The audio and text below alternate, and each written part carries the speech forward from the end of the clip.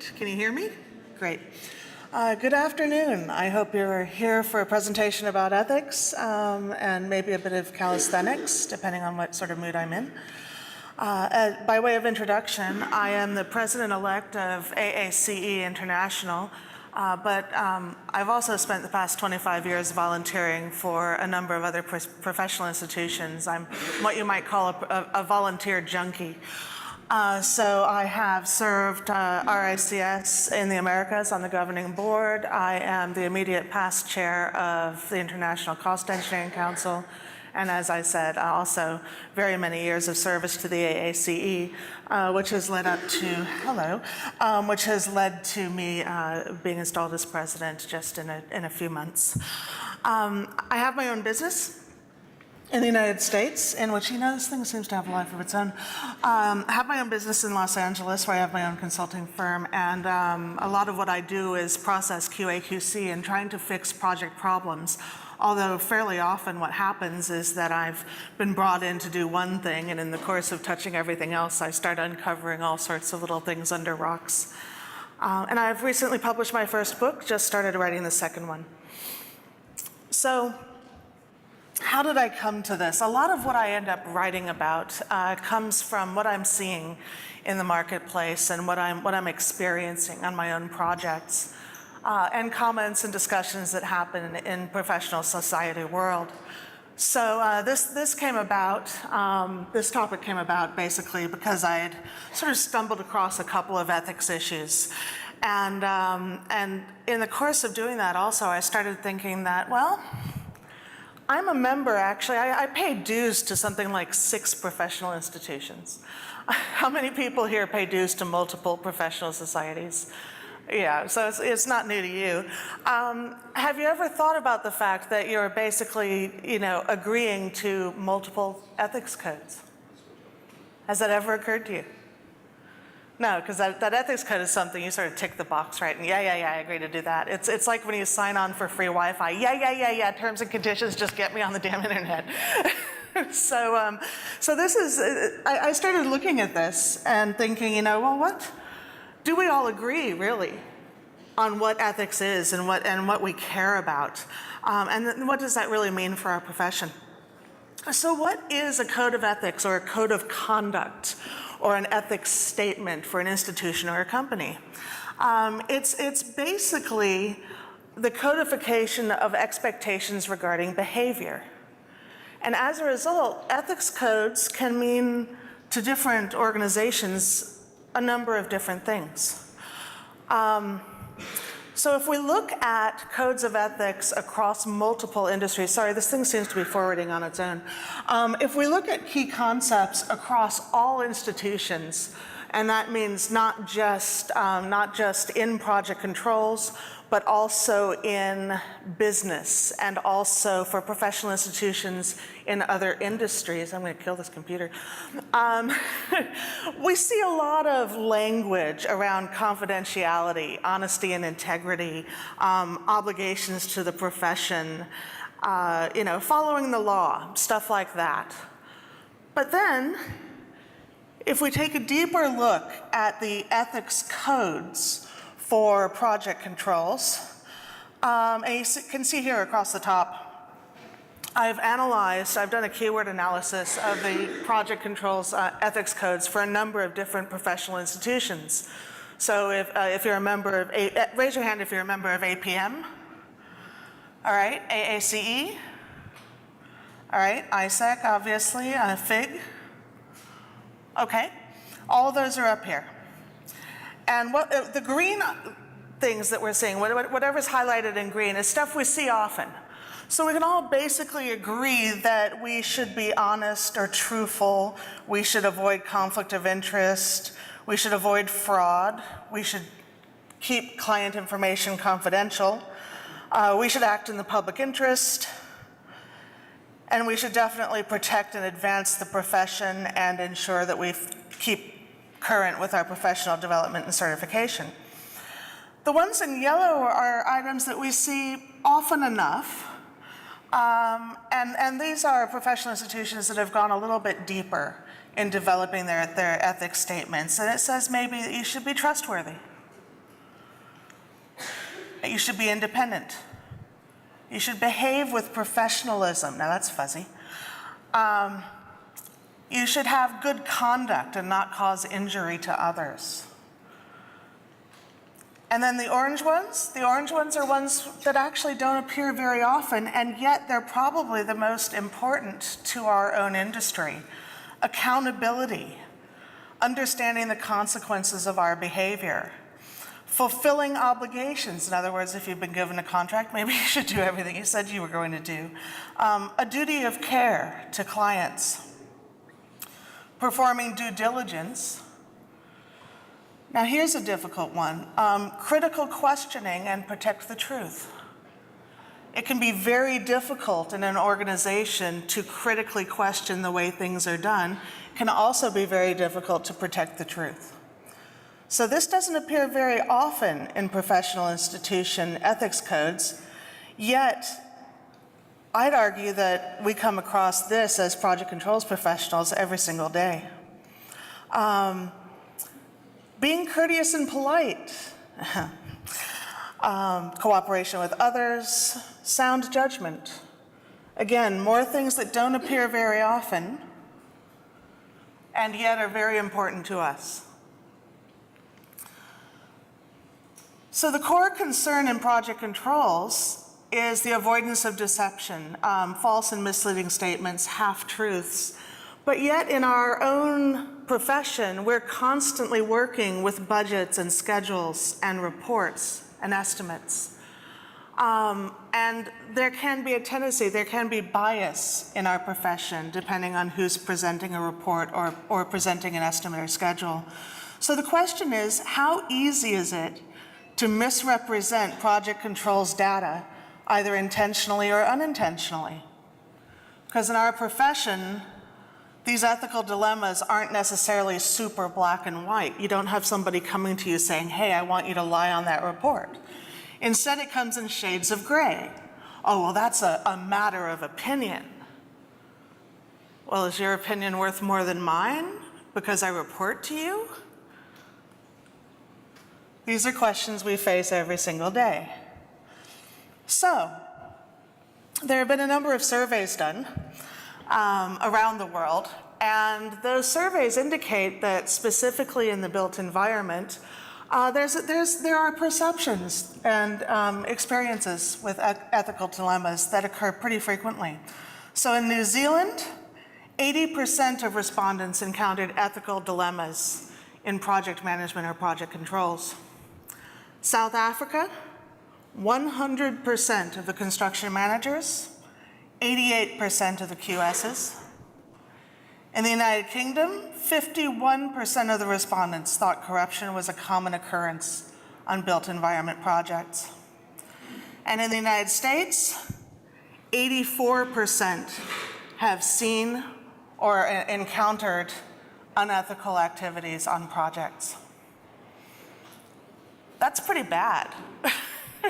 We're pretty tough. I mean, if all this is really true, we have a really bad rap, actually. We're not doing very well in the ethics arena. So I'm going to ask a question now of the audience. Raise your hand if you've ever encountered an ethical issue on projects. Raise your hand. All right. Keep your hand up, keep your hands up, okay? See, I said calisthenics, you didn't believe me. So, again, it doesn't have to be big ethics issues, it could also be small ethics issues. So again, raise your hand if you've ever come across an ethical issue, and keep your hand up. All right. Keep your hand up if you've ever resigned from a project or a job over that issue. If you have not, put your hand down. Turn around and look at the people around you. I have a comment about these 4 people, and I'll get to that a little bit later. There's a reason why the number of people with their hands up is considerably smaller than the number of people who put their hands up earlier. So what are questionable ethics in our industry? And I'm not talking about huge things. We're talking about maybe manipulating performance metrics to either meet certain targets or just make the project look good. underreporting cost and risk, underreporting schedule risk, abusing project logic. I wasn't a project scheduler for very long. I only put about 4 years in with hands-on on schedules, but I can tell you that I know enough about manipulating schedules to be able to poke holes in other people's schedules now. Removing all sorts of relationships between activities, forcing an end date, failing to resource load a schedule, rebaselining a schedule so that it doesn't look like you're that far off track. All these little things, they're shades of gray. They're ethics issues in scheduling, but you come across this every single day. I had a discussion with one of my peers on the board at AACEi, and I said, you know, don't you think we have an ethics issue? He says, no, we have a code of ethics for the society, and we have a process for if, you know, somebody has breached that. So no, I don't think we need to look at ethics. And I said, you know, why don't you read this paper for me? He didn't. And over a few drinks, I started talking about these issues, and he says, oh, I see those every single day. He works in claims. Of course he does.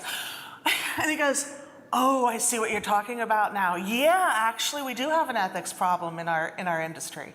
We do have an ethics problem in our world and on our projects. So these are things that can occur at any time. The problem with us as project controls people is that very often we are not independent from project management, and so we are basically reporting to project management and sort of requesting their approval instead of saying, hey, this is the reality, this is the way it really is. The same is true for cost management. Restating a budget baseline, excluding scope from total budget, or manipulating metrics. It's again, same sort of thing, insert cost language instead of schedule, basically. Delays in reporting expenditures or change, sometimes accidental because the information doesn't get into the cost system, but sometimes intentional. You know, well, let's not report that one until after the board meeting. Then we'll put it in the system. And then, of course, we'll fix that before the next board meeting, right? Right. Project manager optimism. I've got a lot of nodding heads. Not all of you raised your hands earlier, but you're nodding your heads like crazy. So these are things we see all the time. Now, we all know that. That's nothing new. But the interesting part of this discussion is why it happens. So, part of it I've already kind of mentioned here. It's project manager or project controls person optimism, right? We're not going to say that we're over budget or you know, have blown our schedule because we're going to fix it before it's over. So we're really, you know, it's just a little blip. It's not a trend, right? It's a hiccup. Don't include that in the forecast. Ethical issues also occur in many instances because we have dual loyalties. What I mean by dual loyalties is we have an obligation for many of us to our employer, right? The employer wants you to make them look good. At the same time, you have an obligation to your client. So which one takes precedence? Pretty often it's your employer. It's not the client. And that's the wrong way around. There are power and influence within your organizations and within your projects, which means you might be lower on the totem pole. You might not have the power. You might not be able to influence people to do the right thing. And especially where you're a consultant, not working necessarily directly for an owner, if you're a consultant, you're also looking to increase the number of services you're providing to those clients. So you want to improve your profit. You also want to make more sales and tell them, oh yeah, we can do more services for you. We can sell you more stuff. Now, a bunch of people are thinking, you know, well, we'd go bankrupt if we did everything right all the time, right? Performance measurement. I've written a number of papers and now a book on performance monitoring on projects. And very often performance measurement and the metrics that you're given to measure a project start influencing the way people behave. Instead of doing the right thing for the project, they start doing the right thing to get the metrics up. If the metrics are a bad measure of how well the project's doing, you've just invested all your energy in an area to just improve what your bonus or your score, instead of actually, getting the project to move down the line. Now, I said that I would talk about that 4 or 5 people who had their hands up when I asked if anybody had ever quit a job or a project over an ethics issue. I've done it twice. But people don't do that as often as one would hope. Why? Because the people who are able to quit their job or quit a project are privileged. Now, I know there's a lot of talk about privilege, white privilege, male privilege, whatever. But people who have the ability to quit their job over an ethical issue are in a position of privilege because they're not worrying about where their income's going to come from as soon as they've quit that job, right? So maybe you have a lot of savings, maybe you have a husband or wife who's also working, you might not need the second income quite as much for a little while. Then you can get all righteously indignant, right, and stomp off the job and say, I'm not working for you lot anymore because you're not doing the right thing. But the majority of people will say, yes, I've seen the ethical problem, but no, I'm not going to quit my job over this because I need my job. So automatically, we're all in a position where we report to other people who have power and influence over us, and we need the income, so we're actually not empowered or incentivized to do the right thing. And this is an issue not just in our profession, but across professions, more so perhaps in our profession because there's so much of a concern about corruption and fraud. So, for those people who had your hand up, or even if you didn't, if you were free to walk away from a project or job over an ethics issue without having to worry about your salary, would you do it? Raise your hand. This is an image issue. If you're not raising your hand, everybody around you is really thinking interesting things about you. In some cases, there isn't an appropriate channel for conveying an issue. It's kind of the same as people who bring up new ideas in a company. People who bring up new ideas and want to change the status quo or the way things are done very often go sort of to the next level of authority and get shot down sort of immediately, and then they're scared to bring it up again. With ethics issues, there needs to be an appropriate channel for conveying what's going on. And in public institutions, very often that means an inspector general role or a no-fault call line, and something that ensures anonymity. But that's not always available in all companies. And honestly, having worked for a couple of inspector general's offices, what they care most about is fraud, not the sort of gray area of issues of somebody's falsifying a report. Bribery does exist. Nobody's ever dared try to bribe me, but I sort of wonder what vibe I'm giving off that nobody's ever tried to bribe me. But judging by some people I know, they do very well by it. Not me. Unintentional bias. Each one of us may actually be fudging project reports or forecasts or risk unintentionally without even knowing that we're doing it.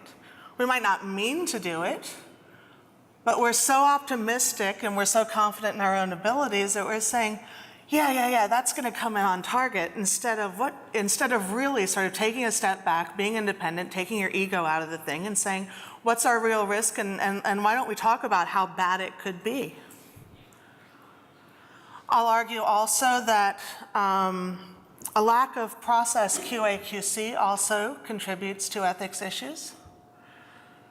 You get so tied up in doing your daily job and sort of following your usual process and getting the report out that there might not be another body there always constantly overseeing and saying, okay, let's check your numbers. Is this really correct? Are you really showing the data as it should be represented? So how do we fix this? There's no easy fix. There's no easy fix. It really isn't about money. It isn't about throwing money at a problem and solving it, although they're obviously, setting up an inspector general function and having a call-in line and these things, those would cost a little. It's not an insurmountable cost. But the issues we're coming up against and that we're lacking really come from the foundation of who we are. It's about development of moral character. Where do you get moral character from? You can't just go out and buy it. So somebody tell me, where do you get moral, darn it, character from? You're all asleep after lunch, great, okay. Moral character comes from what? Your family, your parents, your early childhood education. If you've gotten this far without moral character, I hate to tell you, you might be a lost cause. You can't go back and try to fix it, right? Somebody can try to point out what's wrong, but it might not come, moral character might not come naturally to you if you don't have it by now. Internalization of the code of ethics. Instead of just clicking the box and saying, yeah, I agree to all of that, really sort of taking a look at it and saying, what does this mean to me? What does our ethics code really mean? Or worse, what do the multiple ethics codes I just signed on to mean to me? But we don't often do that. It's just one of those boxes that we tick in the course of paying our dues each year or getting another certification or joining another society. It means a willingness to question authority. I have no fear of questioning authority. I have no fear of being the person who stands up in the middle of the room and says what everybody else is thinking, and I'm kind of known for it. It doesn't make me very popular all the time, but it's just part of who I am. But not everybody, it's not that easy for everybody. There are many different personality types. I will tell you, actually, I swear I'm an introvert who has learned to behave as an extrovert in professional situations. But that willingness to question authority and speak up and sort of have that fortitude to be able to put your shoulders back and say, hey, I have an issue here. Doesn't mean I'm spoiling for a fight, but I'd like to point out an issue. Not everybody has that strength. You might need to mentor somebody else and give them support in order to have them feel empowered enough to actually critically question the way things are done or critically question the numbers that are being reported. This also involves a subjugation of individual needs. Again, do you want your salary or are you going to stand up for what's right? It's maybe not that drastic. But instead, again, of looking at what you're constantly trying to get from the project, try to do what's right for the project and organization. There are some contracting and delivery mechanisms that attempt to do that. If you look at alliance contracting, some of the key terms in an alliance contract are do what's best for the project and leave your company badge at the door. An alliance contract team very often involves a lot of different companies, but frequently, they'll all be wearing a t-shirt that just has the team name on it instead of their individual company names, because the effort there is to take away that whole incentive to serve, the profits of your own firm, and instead do what's right for the project as a more cohesive team. It's about culture. It's about developing company and project culture, and those might clash. Company culture differs from project culture. You have different objectives. Professional institutions also are very frequently unwilling to penalize members who have breached the ethics code. Sometimes the criteria for pursuing an ethics code breach comes down to, well, how much money ultimately did it cost the person who was injured? How much money did they lose through this other person's action? They look for something quantitative instead of the qualitative. And they're looking for hard data, which is good in one way because it prevents, all sorts of finger pointing about fake ethics issues. But if there is a real issue that doesn't necessarily have a financial penalty to it, then it's very difficult to get professional institutions to pursue those as an actual breach of ethics. And likewise, also, company support for identifying ethics issues, kind of difficult as well. A company will focus very much on corruption and fraud, but, hey, your project manager is quite not on the up and up might be a little difficult, especially if that guy's a pretty big breadwinner. People who have lied about their qualifications or certifications on resumes when they put them in on a proposal to a client, things like that. It's more a slap on the hand and, well, okay, that went through, but we're not gonna tell that company that we proposed to that the information's wrong. And perhaps we're just gonna tell the guy to clean up his resume and, change it. But there's really no penalty there, right? Companies behave in certain ways, and a lot of it's because, right, we want to be profitable. We wish to win work. At the same time, you see instances where companies put forward a crew and a team in their proposal, and then when they win the work, they've got a whole different crew and team that cost a hell of a lot less. Is that an ethics issue? We'd argue it is. So how do we create a culture of ethics? Because what we're talking about here is absolutely culture, right? Ensuring constant visibility and discussion of ethics. That means, publishing articles in magazines and ensuring that it's not just a box you tick once in a while, it's something that's kind of at the forefront of what your entire team is thinking about. Let's talk about ethics. Let's create a forum where you can talk about the issues that people can encounter every single day, and allow an in-depth discussion of the core concepts of ethics. Again, shades of gray, some things more important than others, but creating a culture where people are comfortable talking about ethics is pretty important. Developing examples of issues in ethics, also kind of important, because a lot of people say, no, I don't have an ethics problem, I don't have any issues. And then you look back at the list of, well, have you ever seen anybody, change some logic on a schedule to make it look better? Yeah, you probably have. Well, is that an ethics issue? Let's discuss it. Let's discuss if you think that's an issue or not.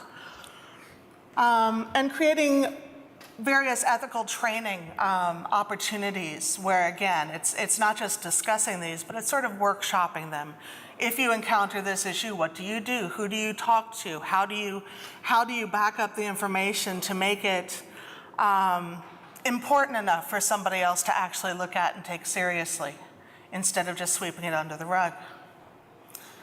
You can also include ethics questions in certification exams. I believe the AACEi does. I don't know if other societies include in their examinations and their assessments of members sort of ethics questions in a fair bit of detail. But really, it's entirely just like with alliance contracts, creating a team and ensuring that everybody plays well with each other. It's about practicing normalization of ethical behavior.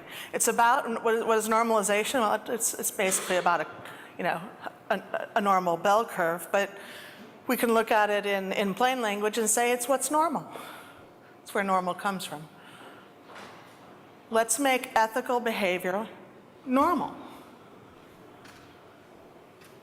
Again, not expensive. It's an investment in culture. It's an investment in a behavioral norm. Doesn't necessarily mean you have to throw money at it. It's actually not a problem that can be solved with money. But it has everything to do with company culture and institution culture and who we are as a society. One thing we do at the AACE is every year when people renew their membership, they need to reaffirm their compliance with the ethics code and their promise to comply. Again, I don't know if every institution does that. We can also create codes of ethics and improve codes of ethics. Take a look at them. Develop a code of ethics for your project. Don't just assume that people are coming to your project that already have a code of ethics from their company or from their professional institution. Create one specifically for your project team.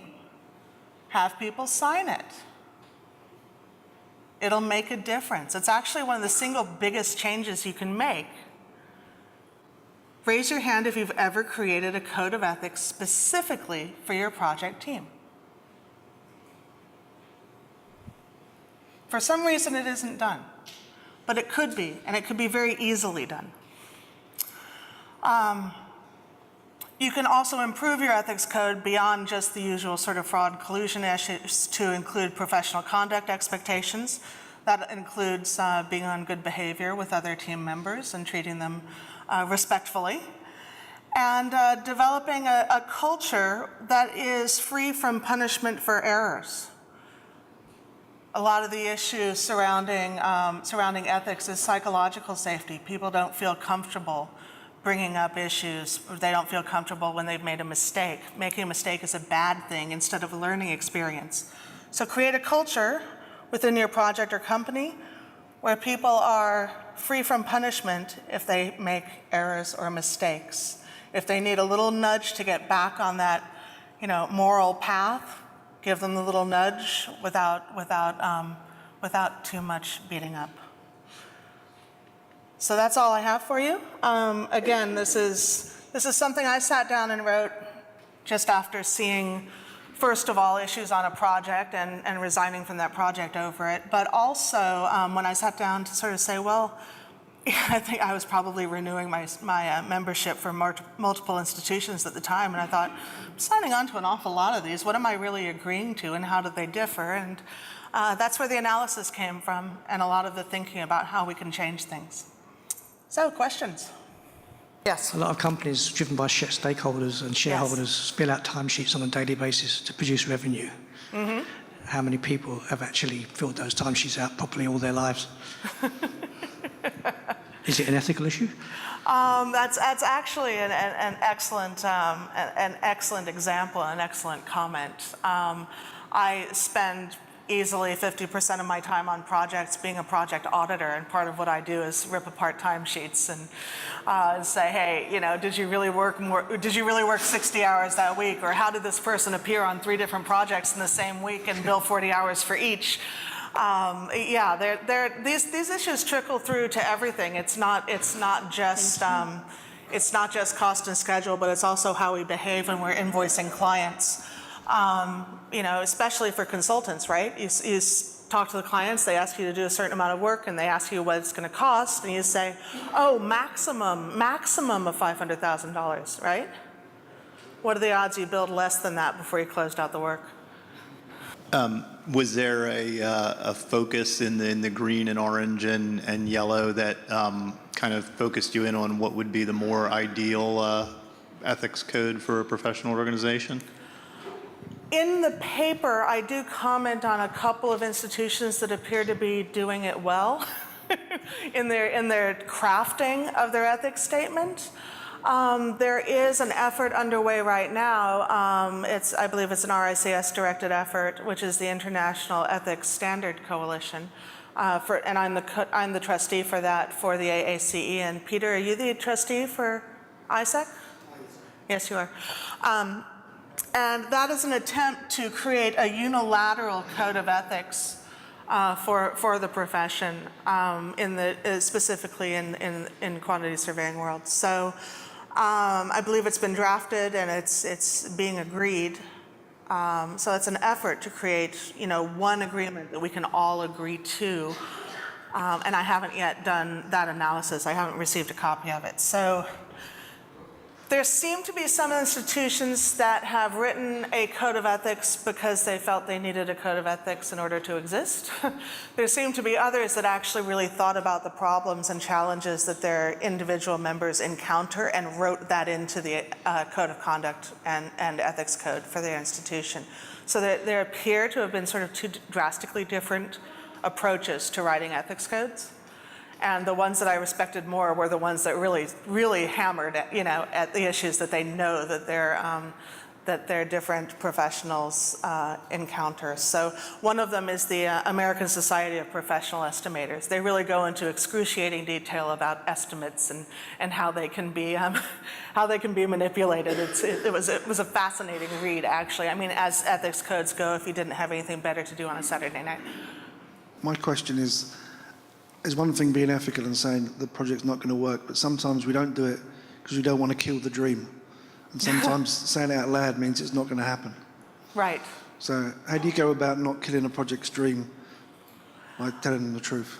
And that's a really tough question. One thing that we all encounter, especially in government and public sector projects, less so in private sector and manufacturing, are the politics of project approval, right? You want to tell, your public agency what it's really going to cost, but at the same time you're getting blowback from the public and blowback from the organization. And so you end up in a situation where just when the budget's being agreed, you've already overstated the return on investment and you've understated the true costs in order to get the thing approved, and then you figure you're going to fix it later. And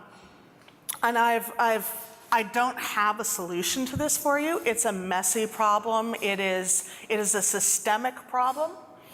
But what I have seen, and what I've done in a very small part on my own, is I actually have had the opportunity to come in as an external auditor for organizations when they've had an issue like a huge budget bust, or the bid came in way above the available funding.